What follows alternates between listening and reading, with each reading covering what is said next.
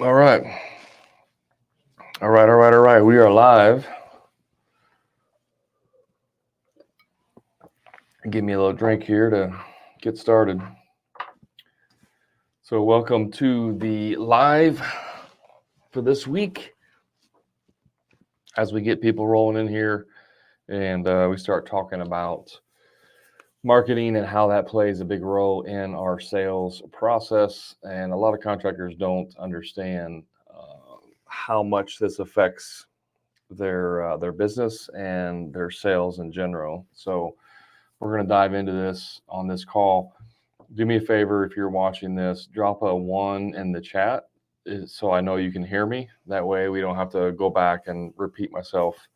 So if you're watching this live, drop a one in the chat. That just lets me know that you can hear me okay. Thank you, Level 5 Drywall. Appreciate you. On TikTok. If you're watching on Facebook, okay, cool. Got a one there. So we're good everywhere we go. So let's dive into this idea. I had a podcast that dropped this morning. It was an episode with Stefan Foos, who is a marketing person with Impact Digital.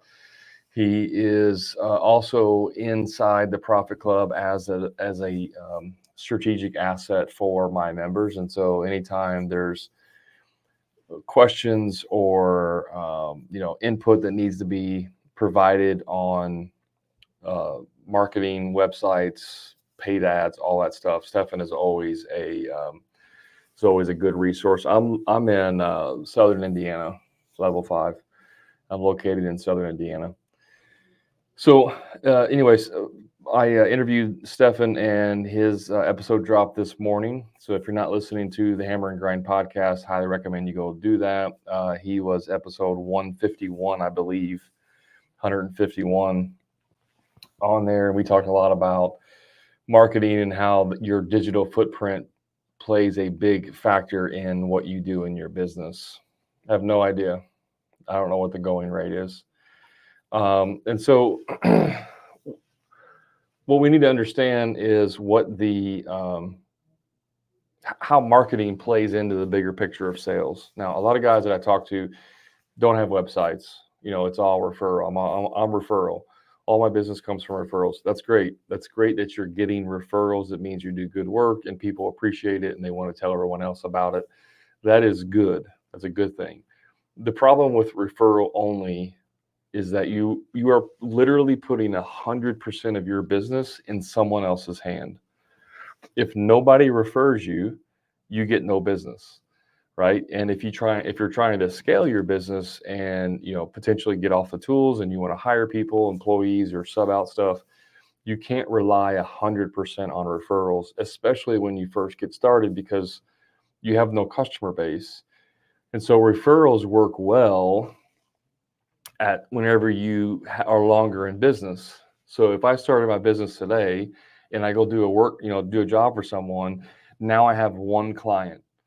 I have one client in my database, right? And so maybe that client refers me to one or two other people potentially over the next year.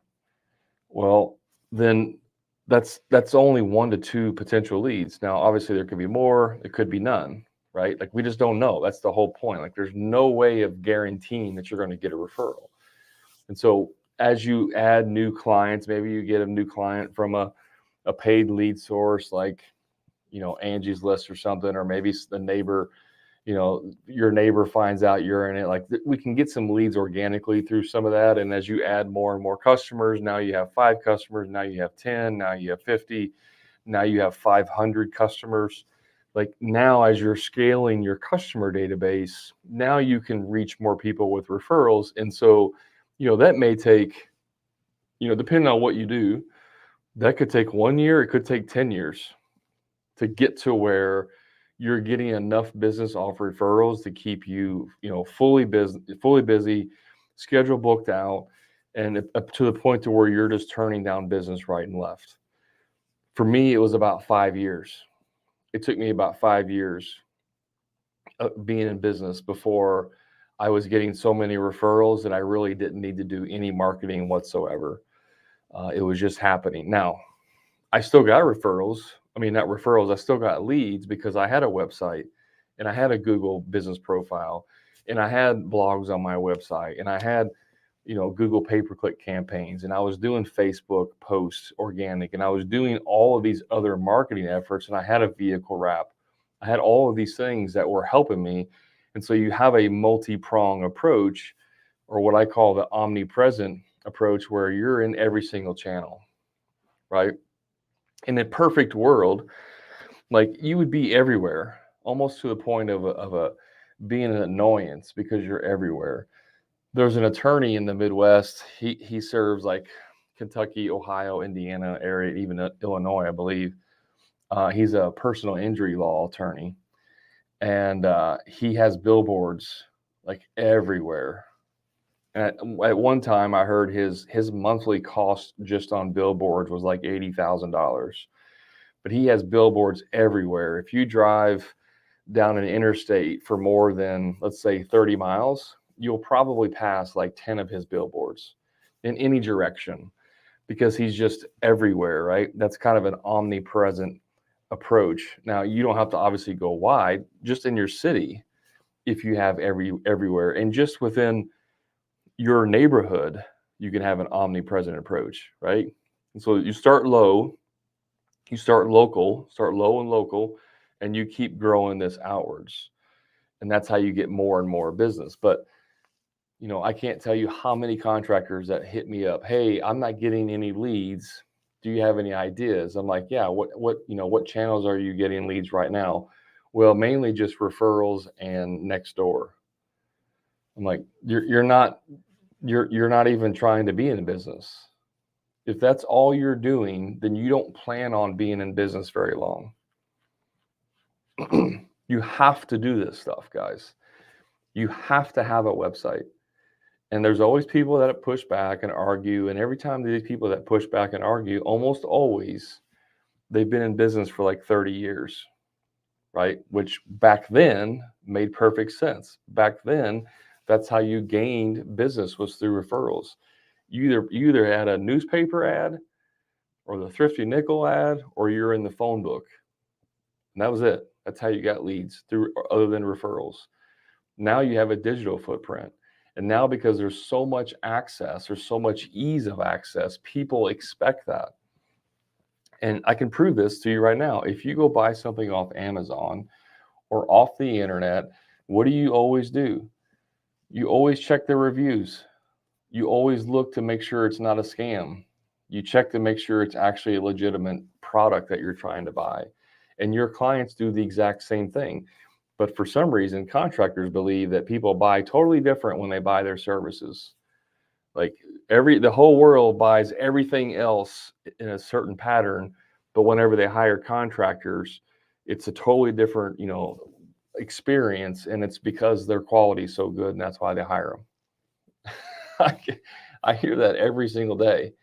Like, almost every day I hear contractors talking about that. That's not the case, guys. I promise you. Your people want to social proof you. They will social proof you. And here's the thing.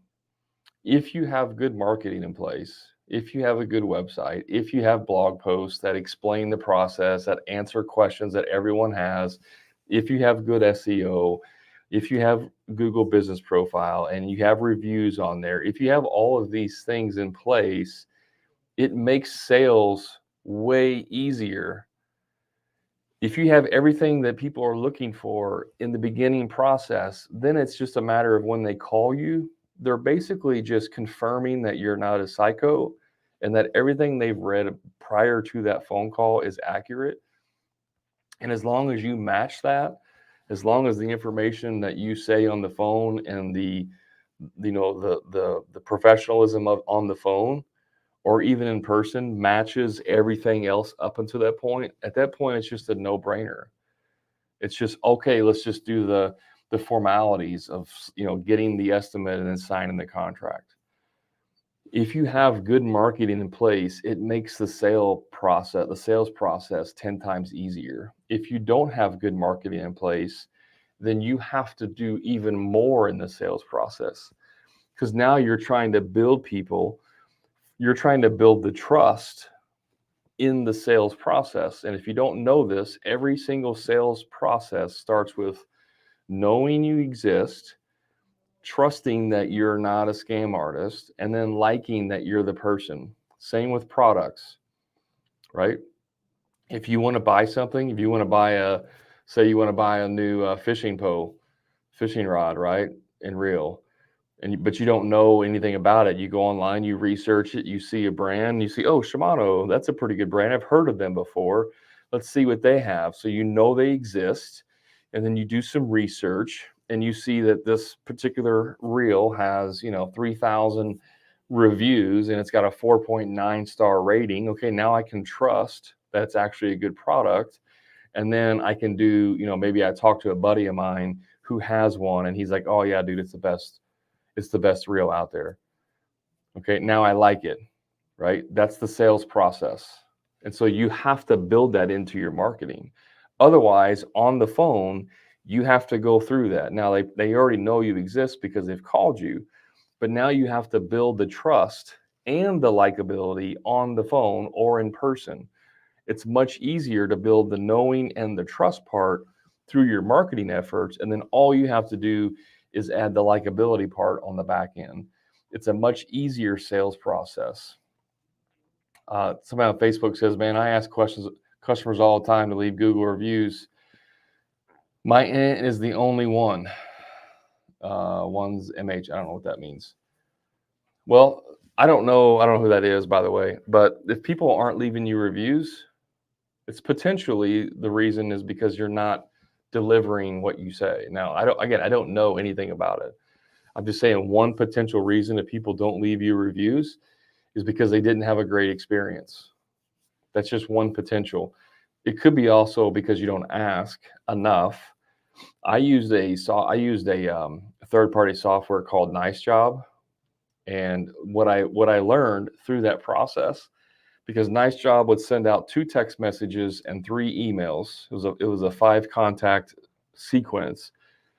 The highest conversion of getting reviews was on the 5th and final email. And that's only because the final email says, this is the last time I'm going to ask for a review. Because what happens is people have good intentions, but they forget. Life gets in the way. It's not a high priority to them. They may love you in what you do, but it's not a high priority. And if you're not front of mind, they forget. And so what I always found was, I think it was like 67, somewhere around 60 to 70% conversion rate on the final email. And that's just because it had the words, this is the final time I'm going to message you. And people are finally like, oh crap, I want to give them a review because they did such a great job, but I just keep forgetting. Now I have to remember because he's not going to send me another one. Right? This is what happens. So you have to actually ask for it multiple times if you want to get reviews. SDS and level 5 are drywallers. Line Popper says, can you make an odd job website, or is it better to stick to a certain trade? You can have landing pages. So you can have a main website if you want that kind of list all of your trades or all the services you provide. But in terms of like marketing, especially if you're doing paid advertising, it is better to land on a landing page that's specific to the thing that you're advertising. And by the way, guys, it's never a good marketing strategy to advertise, we do everything, right? When a lot of contractors believe that their marketing strategy is, I just need to let everyone know that we do everything. But that doesn't work, because people can't put themselves in the perspective of, I need this thing. So if you do, let's say you're a general contractor and you do remodels, you do basements, kitchens, bathrooms, room additions, right? Those are like 4 different things that you do. You don't just like market for remodeling. You should have a landing page for bathroom remodels. You should have a landing page for kitchen remodels, a landing page for room additions, and one for basements. You should have 4 different landing pages that only have content about that specific thing. Because what you don't want to do when you have someone's attention is say, oh, now that I have your attention, let's look over here, right? I have your attention. Now let me tell you about another service that we offer that you're completely not interested in, so that we change your focus away from what you actually, contacted us about. You want to have specific landing pages for that niche that you do, or that service that you're offering. The one call does it all and do all remodeling and everything, is we can do everything, and from the foundation to the roof, and wall to wall and floor to ceiling, and all these little clever sayings that people have, does not help you in your business whatsoever. It doesn't. I don't care what you think. Statistically, it's been proven not to help you. People that are way smarter, that have a lot more degrees and letters behind their name, who spend their entire lives researching this, will tell you, anytime you go general, you actually reduce the effectiveness of your marketing. You have to be laser specific with your marketing. So you need to get, like, if you do multiple services, you need to have multiple landing pages. Facebook user says, ask your customer for the review when they tell you personally how much they love the work you just did. Yeah, I mean, if you can create a QR code or a link on your phone, or text it to them right away. Like, maybe you go to pick up the final payment, and they're like, how do you like everything? And they go, oh, Brad, we love it. It's amazing. It's better than what we expected. That's great. I love hearing that. If you wouldn't mind sharing your experience, so other people can have that kind of experience that you've had, would you leave us a review? And you could pull out your phone and say, here's a QR code, or here's a link, or text it to them right then. But that's still not a guarantee they're going to do it right there. Sometimes people don't want to do it right in front of you. I don't want to be talking about how great you are when you're standing there to my left waiting for me to do it. My default response is probably going to be, yeah, as soon as we get done here, I'll leave you a review, 100%. And that could be my intention, right? And as soon as the person leaves the room, leaves the house, I get a phone call from my kid's school saying that there was, he's sick and I got to go pick him up. And then all of a sudden, your review is completely forgot about. That's all it takes. So I offer a $50 gift card of their choice for a review. That's fine. You can do that. Now, technically, like any review place, if they found out you did that, would completely shut you down, especially Google. And is it going to happen? Probably not. Like, the likelihood of them never finding out was like 0, maybe 1%. But if they find out that you paid for a review, they will completely ban you. You'll be shadow banned for life. Just so you know, you're just taking on some of that risk. I know a painter locally who did this. He offered a $50 discount off the price if they left a review. And for like the first, 100 people, he basically paid for it. He basically paid like $5,000 to get reviews. But it worked for him because, he would get several hundred reviews, and those reviews translate into money. You guys need to start looking at reviews as money printers, because it's that important. You have to have reviews. And so he understood the game. He paid people to get a discount, to get a review, and it worked. It worked for him. I'm not a fan of that. I'm not a fan of giving discounts or gift cards, but certainly if you want to do that, it can work. Just know the risk that you're going into. Some people also will offer a discount off the next service with a positive review. Those are all legitimate, ways to gain reviews. But here's what I want you to consider about this, guys. If you overwhelm them with an experience and a product, they will leave you a review. They will absolutely want to leave you a review. And so, are you just trying to manipulate your clients to get a good review, or do you want your clients to have such an amazing experience that they feel compelled, they feel obligated to leave you a review? Because the difference between someone who's absolutely in love with your service leaving a review and someone who's doing it because they're getting a $50 gift card or discount is night and day difference in the quality of the review. Now, again, each review counts, right? I'm just telling you that you will have a much better review if you have raving fans than if you have paid for clients, right? But I never offer discounts in my business ever, because discount buyers look for discounts. People who want discounts are only buying from you because they're getting a discount. Now, I'm not saying that, discounts are bad.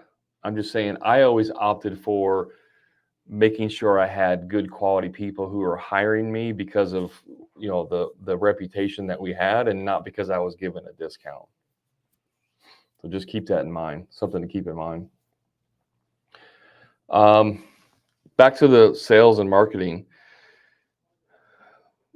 One of the best strategies you can do for getting leads is blog posts. And this is one of those things that it's like pulling teeth to get people to understand this. But when you start writing blog posts and you become an authority figure, an expert in your industry, in your town, your SEO will go through the roof. And so when someone goes online and searches for, bathroom remodeler near me or bathroom remodeler my town, you will start ranking high on that list because you have relevant information to the keywords being searched, and that content is what is getting that eyeballs in front of them.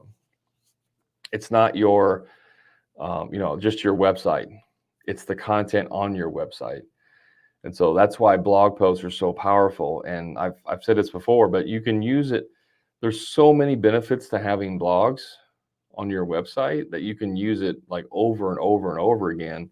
If I write a blog post that's about, here's 7 things you need to consider before you remodel your bathroom.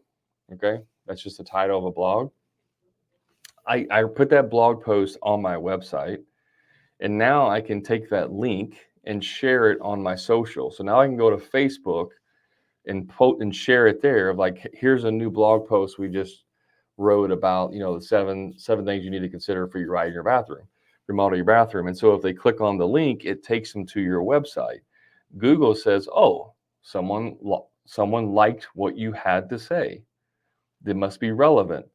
The more people that do that, the more relevancy your website has. The more that Google's like, oh, this must be really relevant, because now there's 50 people going to this blog post on this website that's about bathroom remodeling. This must be relevant. Okay. The next thing you can do is, if I'm on a phone call, potential sales call with someone, what we call a discovery call. If I'm on a discovery call and the person was asking me questions about, are there any things that we need to consider about, the project before we get started? Yeah, Cindy, great question. I'm glad you asked. I can definitely go into the details right now if you want, but I actually have a blog post that actually covers the 7 things you need to know. I can just send that over to you as soon as we get off the phone. Oh yeah, that'd be great. I'd love that. Perfect. I get off the phone. I email her the link to the blog post, which she's going to go and click on it, which again is going to go back into SEO and say, oh, this must be relevant, right? And so they go and they read your blog post. But guess what happens when you read a blog post on a website? Does anybody know what happens next? Has anybody ever read a blog on a website, an article? You know what happens either at the bottom or at the top? It recommends other relevant blog posts. You just read the 7 things that you should consider before you remodel your bathroom. Here's a blog post on the top 5 trends for bathrooms in 2024. This might be relevant to what you're searching. Oh, it actually is, because I want to know what the top trends are. So they click on that blog post and they read it.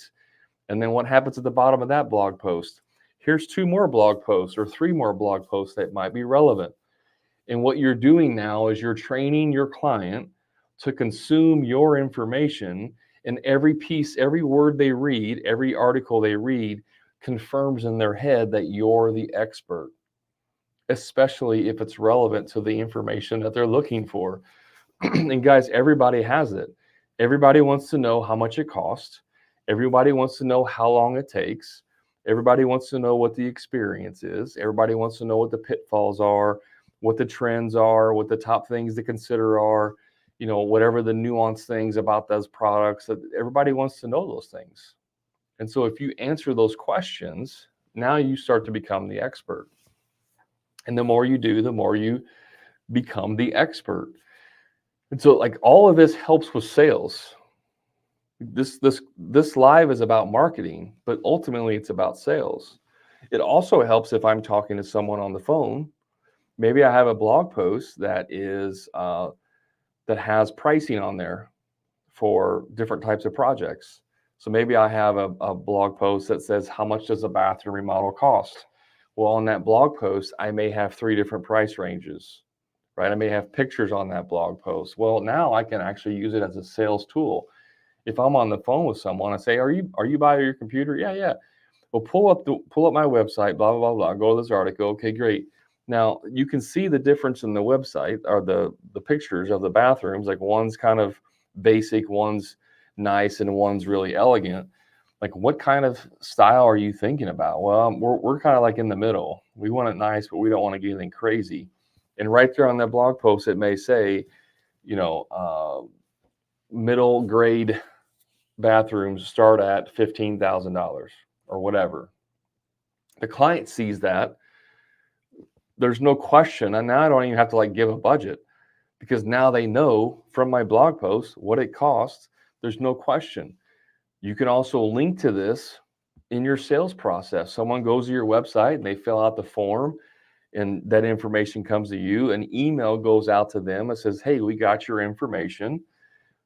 By the way, have you seen our pricing guide yet? Or have you seen our blog post on pricing? And they're like, no, I haven't. You have a link in your email, and this can be automated too, by the way. And they go to it and it's like, here's our pricing guide. And now they can start pre-qualifying themselves in that process. A lot of my clients have pricing guides on their website. And they have it even in their, checkout, like before you fill out your form, they have a little disclaimer. It says, before you fill us out, please check out our pricing guide. And in that pricing guide, there's different options. There's different price points. And it has examples of what those price points get you. And so now if someone sees a picture that they really love of like a backyard, let's say it's a patio and that's the kind that you want, you're like, oh, that's perfect. That's what I want. And right there it says, $35,000 to $40,000 budget. Well, they know, like instantly they know what they're looking at in price. So if their budget's $15,000 and it's exactly what they want, and you're saying 35 to 40, they're either not going to even fill out the form, or they're going to cancel their appointment, or they're going to have to realign their expectations with reality, right? So this is how you can use marketing to help increase the sales process. And what it does is it helps remove tire kickers, so you don't have as many people to go through. But you'd be surprised when you have this set up right, and you answer the phone, Brad's Construction, how can I help? Hey, Brad, we've been waiting and studying. We're ready to get going. We've been looking at all your stuff on your website. We really love the bathroom you guys did, what you call the Nottingham, special or whatever. We're ready to get signed up, and where do we send the deposit for the consultation? Like when you have all of that stuff set up ahead of time, that's what the sales calls go like, because you've trained them from step by step on how to do business with you. That is what a professional company looks like versus, hello, yeah, I can come out there and give you a free estimate. Sure, no worries. I'll see you tomorrow. I'll come by there on the way home from my other job after I just worked 12 hours. Yep, I'll see you then. I mean, can you guys see? That's like night and day difference. That's like going to the Ferrari dealership versus going to the used car lot on the corner that's in the old gas station that still has the pumps out. It's night and day difference, guys. That's how you separate yourself from everyone else, by doing all of this legwork ahead of time.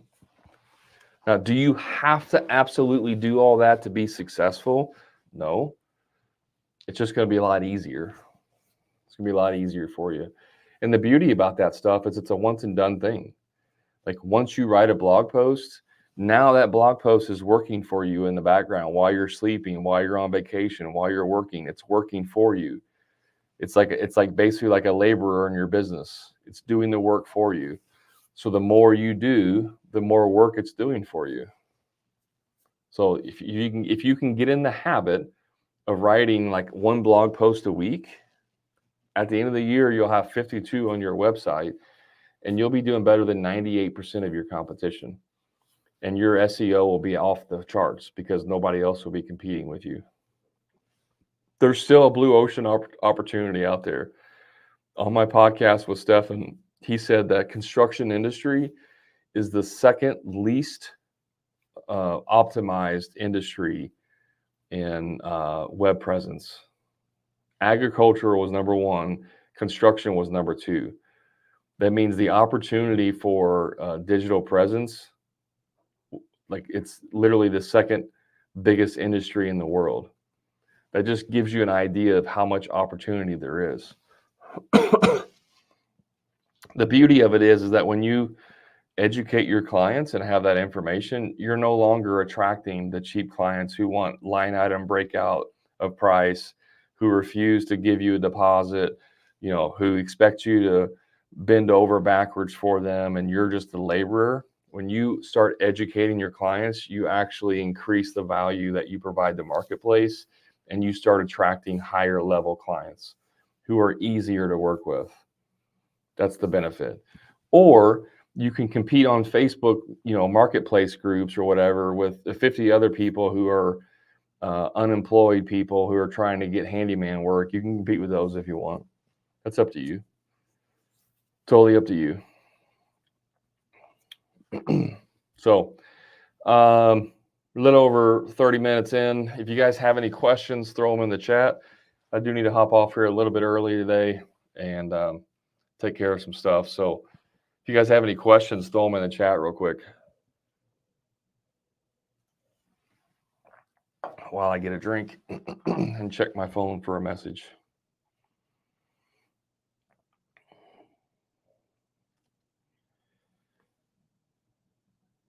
My wife's car is at the mechanic, and he called.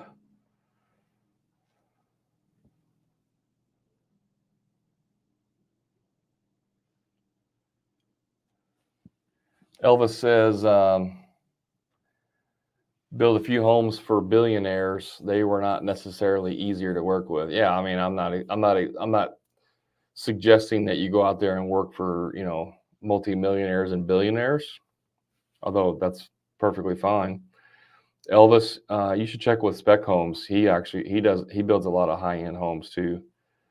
Obviously depends on what the constraints are. SDS, how much is it for coaching? It depends on what type of coaching you want. The group coaching that I offer with the Profit Club or the Profit Club, that's my flagship group coaching. It costs $7,500.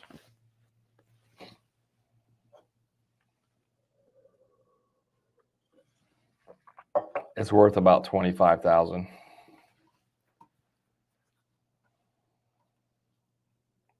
How much should I raise my prices each year? You shouldn't. You shouldn't raise your prices each year. You should raise your price tomorrow to what you need to be charging. Now, each year as you have inflation or cost change, you may be adjusting your prices. But this idea that like January, February, you got to raise your price, that's dumb. Like there's no rhyme or reason behind that. You should know exactly what you should be charging right now. And whatever that is what you need to be charging right now.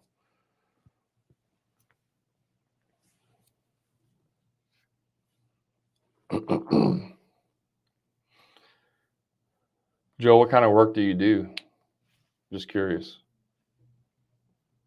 Joe 1571, what kind of work do you do?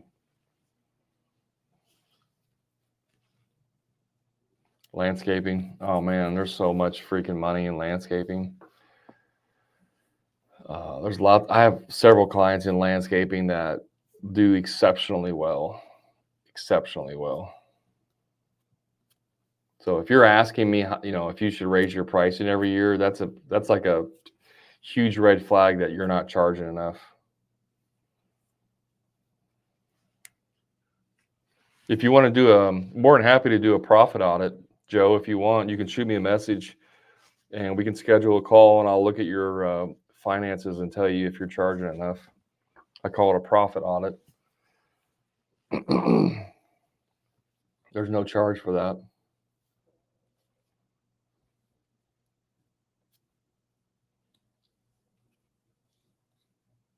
Yeah, Elvis said some were easier than others. Yeah, I mean, that's just anybody. Clients are, I mean, you're at the end of the day, you're still dealing with human beings, right? So you have to understand that people have good days, people have bad days, good years, bad years, good decades, bad decades. That's just part of it. Joe, you can just shoot me a message, or you can even go to my website at the bottom of the screen, hammerandgrind.com. You can go there and schedule a consult with me. It's called it is a strategy call, but it's the same thing. It's just you're just booking a call with me. STS Drywall says, I know I need to charge double. Just hard to do that. It could be if you don't believe you can do it. If you don't believe you can charge what you need to charge, you'll never be able to do it. That's just a limiting belief. So you guys know what causes fear? You guys know what causes fear in our lives? If you don't know this, I'll just do this. I made a couple posts this last week, Friday and today. I made 2 posts on my personal Facebook page, in my free coaching group, also on my Hammer and Grind Facebook page. So 3 different places I posted these 2 articles, or these 2 posts. The first one is the reason why contractors get stuck in their business is because they have fear. There's fear in their lives that's keeping them from being successful, right? There's 2 elements. There's desire. Some people will tell you need to be passionate about what you do. If you're passionate, you never work a day in your life, and blah blah blah blah. Guys, there's no shortage of passion. There's no shortage of passion or desire anywhere in the world. You can actually, there's more desire. Like, nobody here is like, oh man, I don't really want to be successful. I woke up this morning, I don't want to be successful. No, everybody wants to be successful. Everybody wants to freaking, make millions of dollars and have a nice house and have a nice car. And even if you say, well, I don't care about materialistic things, that's still a lie. You still want nice things. Like, I don't mean like even material things. You still want to be able to be financially secure. You want to know that your wife or kids are taken care of. Like, everybody wants those things. So desire is not the shortcut. Desire is not the problem. And desire is like stepping on the gas in your car. Okay. Like, everybody understands that if you step on the gas, you go forward. That's desire. That's what we want to do. We want to get to the destination. But fear in our life is the brake pedal. And so if you've ever tried to drive a car with stepping on the gas and holding the brake pedal at the same time, you don't get anywhere. Now, sometimes, depending on the pressure, you may be able to push all the way down if your brake's not up all the way, and you get a little bit of movement, like you're moving forward just a little bit, right? Sometimes you may have a little bit of a windfall, and everything, like you're on top of the world. You sell 3 jobs in one day, and everything seems like it's going awesome, and you're starting to get traction. And then all of a sudden, for like 2 weeks, the phone stops ringing, and you're like, oh shit, I got to get some leads. That stuff's got to change. I'm freaking out, and that fear creeps back in, and you're slamming on the brakes. And now all that momentum you had is gone. And now you're just like barely creeping along. So the problem is not desire, guys. The problem is not working harder.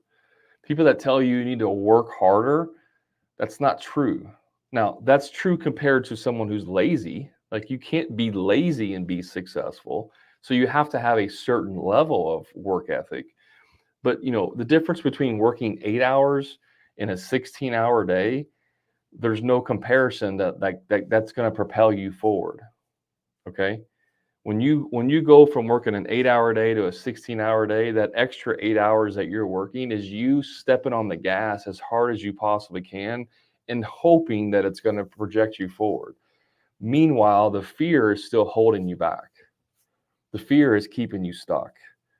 And so the way you unstuck yourselves in your business is by removing the fear.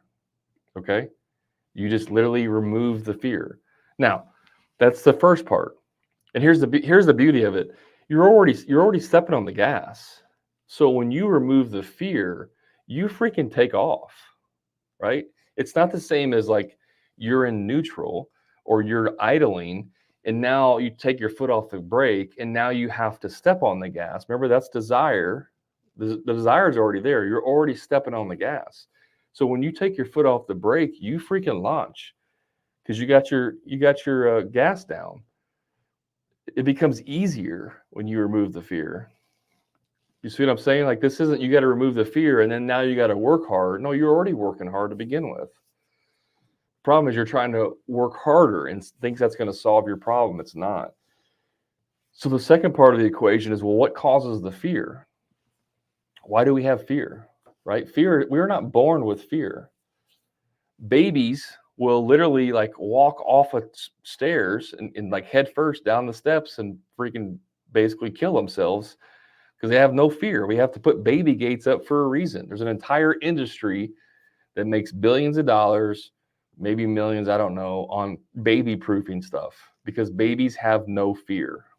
So the question is now, well, where do we get fear from? Like, if we're not born with fear, how do we have fear as adults? And that's because through your childhood, you are taught to have limiting beliefs. Now, some of those we need to, and some of them are beneficial, right? Don't touch that hot pan because you're going to burn yourself. Don't fall down the steps because you will die. Don't jump off the couch because you're going to get hurt, break your leg or whatever. So it's no, no, no, don't touch that. No, no, no, no, no, right? And then as you get a little bit older, maybe some of your parents are helicopter parents. Maybe you had a rough childhood, whatever. Maybe you had an alcoholic parent. Maybe you had an abusive parent. All of these things, you develop coping mechanisms and you deal with it. Plus, you've been told, be safe.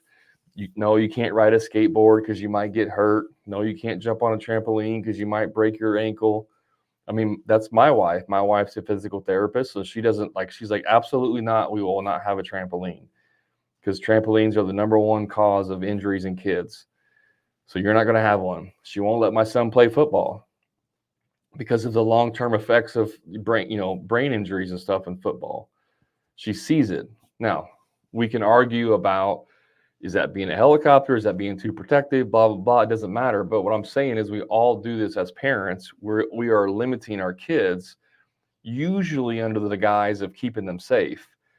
But then that kind of translates into, well, like my son, he is not, like right now at his age at 7, he is not the most athletic kid out there. Plus, he's also not the most interested in sports. You know what I mean? So like if we're like saying, well, son, you suck at sports, so you're just not going to play anymore. We're not going to spend money and do all this because you suck at it. Like now we're putting limiting beliefs into them. Maybe they just haven't developed yet. Maybe he hasn't hit his maturity level of that yet. We don't know. But if I'm speaking that stuff into them as they get older, limiting beliefs start creeping in. And so then when we get older, we have all these limiting beliefs about what's possible in our lives, and those are what hold us back. That's what causes fear, right?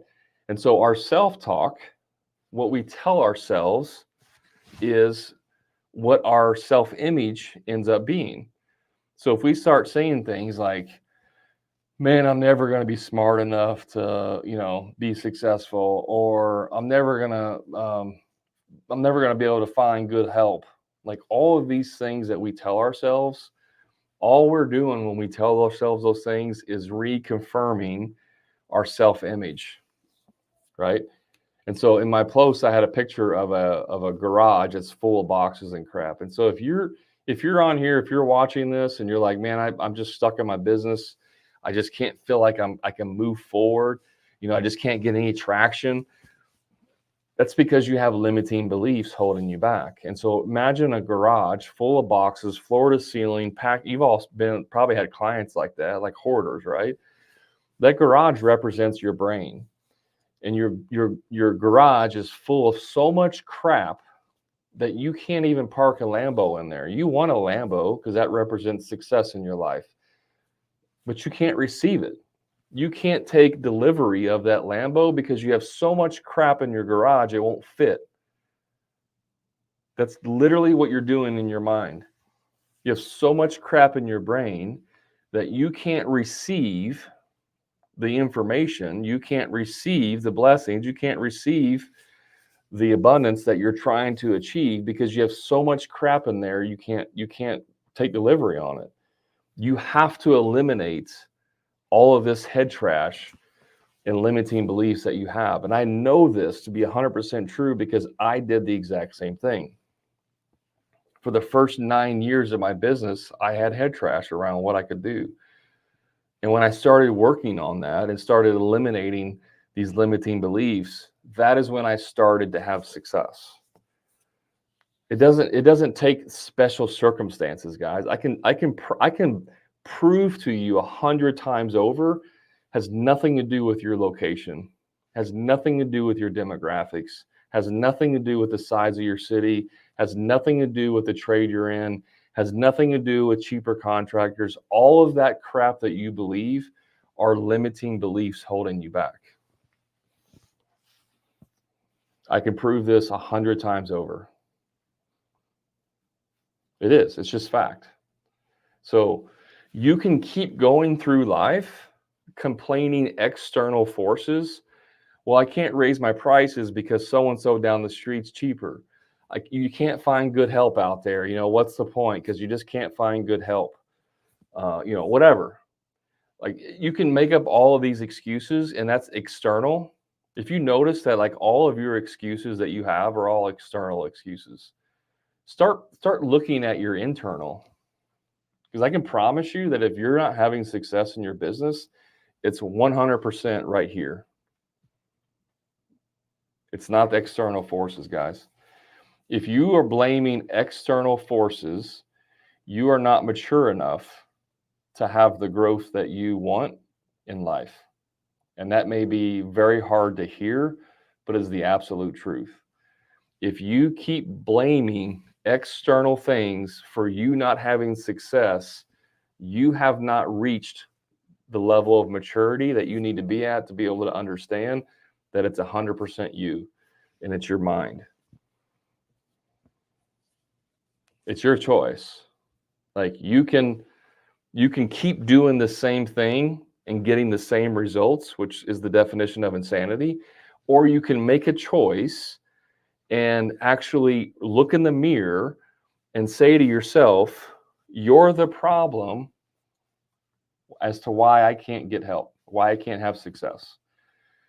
And so now the only question is, who is going to allow me, or who's going to help me remove this crap from my brain and get me to the next level?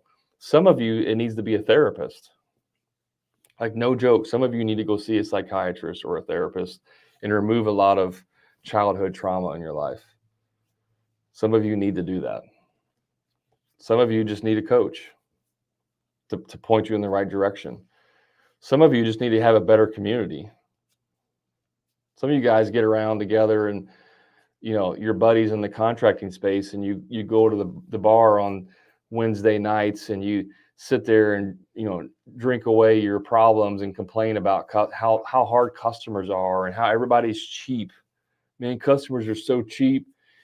Let me tell you about this one time where a customer said, I'm not going to pay you because you didn't do a good job. And then you guys swap war stories about how sucky your life is. And you think that's going to propel you to the top by living in misery. It's not. You need to surround yourself with actual people that know what they're doing, that are actually having success. People say the show me your 5 friends and I'll show you what you're going to be in life. And that's true, because your friends and your peers have such an important impact in your mindset. If you're hanging around with people that are complaining, then you're going to be a complainer. If I put you in a room with 20 millionaires, in a short time, you'll be a millionaire. If I put you in a community with 50 contractors who are having success in their business, guess what? You can't help but have success in your contracting business. I joined a mastermind program this month, like 3 weeks ago. I joined a mastermind. Now, I'm a coach, and I joined a mastermind to be with people that are much smarter than me, like way smarter than me, because I'm trying to grow myself. And it wasn't cheap to be in this mastermind. And I talk to contractors on a regular basis, and whenever you schedule a call with me, one of the questions I ask you in an application is like, how much are you paying yourself? Because I want to know, right? It's not to make you feel bad or anything. I just want to know. And I can tell you right now that I paid more for this mastermind than a lot of people pay themselves per year in their business.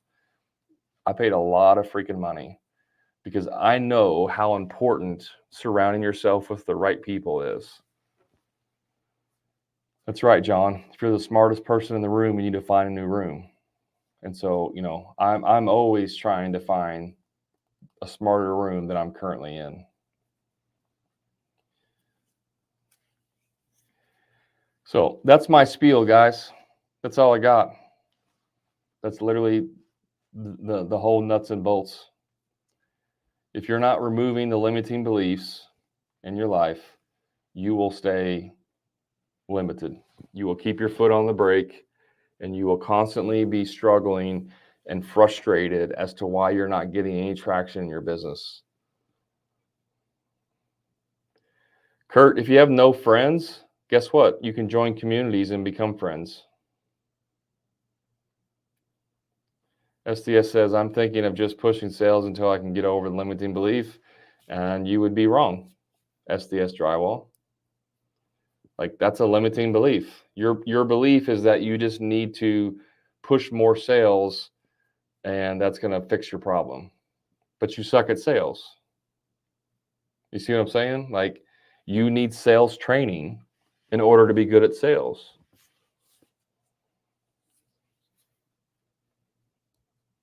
You guys need to stop thinking like freaking craftsmen. I'll just say it. You're trying to think like a craftsman. This is a limiting belief. This is probably the core limiting belief that keeps you stuck. You think like a craftsman who build things, who solve problems, who figure stuff out. You guys love the challenge of like trying to figure this out, and it's like it's a hit to your ego for you to actually ask for help. I've literally had people come on a strategy call with me and said, man, I've been holding off on doing this call for a long time. I said, why? Well, because I knew if I made this call, then it'd mean I was a failure. I'm like, what do you mean? Well, that just means I couldn't figure it out on my own. I'm like, dude, that's the dumbest freaking thing I ever heard. The part of success that tells you that you're right or that you are actually smart is asking for help. That's literally what you should do. Wise people ask for help. But that's how messed up our belief and our mindset are, is that we have to figure it out on our own, because if we can't figure it out on our own, then we're failures. Then we're worthless. We're a worthless person if we can't figure it out on our own, because we're craftsmen, and craftsmen are supposed to be able to figure this out on their own. If I can build a house, surely I can figure out how to do a business.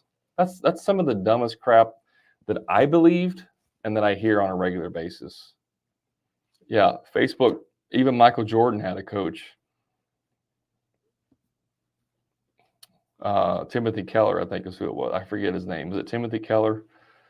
I think I'm making that up. Michael, I can't remember off the top of my head what his coach was. He wrote the book Traction. It's a great book. But guys, the best of the best of the best have mentors and coaches and communities. Why are you out there trying to do it on your own? Seriously, why are you trying to do it on your own?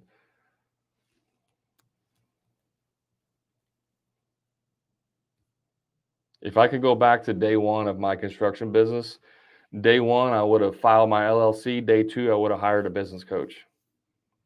And I'm not just saying that because I'm a coach. Like literally, that's what I would have done. I would have set up my business and then hired a business coach immediately. If I start a new business, let's just say I wake up tomorrow and I'm like, you know what I think I want to do? I want to jump on the bandwagon and start a junk removal business. You know, the first thing I would do, I would go find someone in the junk removal business who has success, and I would hire them as a coach and say, what are the things that I need to do so I can shortcut this entire process? Because I don't want to spend the next 5 years spinning my wheels trying to figure it out on my own. Just tell me what I need to do, and I'll implement it immediately. Somebody in the Facebook, I can't see your name, they said best decision I had made for my business was joining the Profit Club. I appreciate you saying that. So, guys, I don't know if this was helpful or not. I think it's fitting for this call because this is actually the last time I'm doing a live. I'm not doing these lives anymore, at least not for the foreseeable future. So as I work more on my business to provide more value for my clients, cutting out the lives so that I can focus more on that. So I appreciate you hanging out with me over the last year or so, 2 years I've been doing these. Doesn't mean I won't ever do a live again. I'm just not going to do these at a scheduled Monday at 4 p.m. Central going forward. So this is the last scheduled live that I will do. I appreciate all of the love and support that you've given me. Hopefully you're getting value. You've gotten and received value from these lives that I've done. I just hope you don't keep going through life, the rest of your business, like feeling hopeless, feeling helpless, feeling worthless, and that you should know there is opportunity out there. There are channels out there to help you in your business. It's just you have to make that decision. So I appreciate you guys hanging out with me. Always feel free to hit me up, shoot me a message on TikTok, Facebook, whatever. You can shoot me a message, and I'll do whatever I can to help you. So, guys, have a great evening, and hopefully I'll see you out there in the contracting space. Oh, one last thing, I forgot. I'm going to be at the IBS show in Las Vegas at the end of February. I think it's the 27th through the 29th, if I'm not mistaken. If you're going to be there, look me up. Okay. If you're going to be at the IBS show, comment, send me a message. I'd love to have a meetup, and I'll probably do a post about that on TikTok and some other channels too. I'll try to do a meetup for everybody there. So I appreciate you guys so much, and I hope to see you soon. Have a great evening. Thanks.